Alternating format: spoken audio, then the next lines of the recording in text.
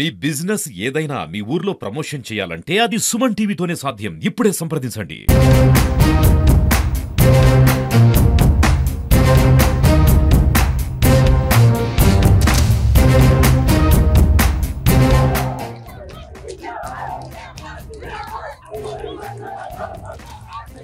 శాతమైందంటే నేను రాజీనామాకు సిద్ధం.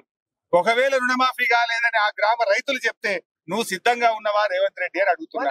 నువ్వు ఏం చెప్పినావు? నువ్వు వడ్లకు బోనస్ అన్నావు. నీ వడ్ల బోనస్ బోగస్ అయిపోయింది.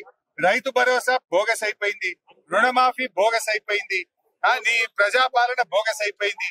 కాంగ్రెస్ పాలనే పెద్ద బోగస్ అయిపోయింది. ఉన్న మాట అంటే ఇవాళ రౌడీ రాజ్యానికి పాల్పడు, ఎవరైనా సోషల్ మీడియాలో పోస్ట్ పెట్టే వాళ్ళ మీద అక్రమ కేసులు పెట్టుడు, ఎవరైనా నువ్వు చేసిన పాపాలను తప్పులను నీ హామీలను ఏమైందని అడిగితే వాళ్ళ మీద దాడులకు పాల్పడే ప్రయత్నం చేస్తాం. కానీ మేము తెలంగాణ ఉద్యమకారులం. నీలాగా జిరాక్స్ కాగితాలు ఇచ్చి పారిపోయిన రకం కాదు. మేము తెలంగాణ ఉద్యమంలో దెబ్బలు తిన్న వాళ్ళం, జైళ్ళకు పోయిన వాళ్ళం. భయపడే చరిత్ర మాకు లేదు. ఇవాళ నువ్వు ఏం చేసినా నిన్ను మాత్రం వదిలిపెట్టము. రైతుకు రుణమాఫీ అయ్యేదాకా, పంటలకు బోనస్ ఇచ్చేదాకా, రైతు భరోసా ఇచ్చేదాకా, అక్క చెల్లెళ్లకు 2500 ఇచ్చేదాకా, వృద్ధులకు అవ్వా తాతలకు 4000 పెన్షన్ ఇచ్చేదాకా, మరి అదే విధంగా వికలాంగులకు 6000 పెన్షన్ ఇచ్చేదాకా నిన్ను ఎట్టి పరిస్థితుల్లో వదలం.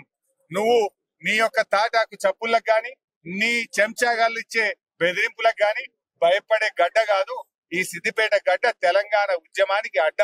ఎన్నో పోరాటాల చరిత్ర కలిగిన ఈ సిద్దిపేటలో ఇలాంటి డ్రామాలు, ఈ పప్పులు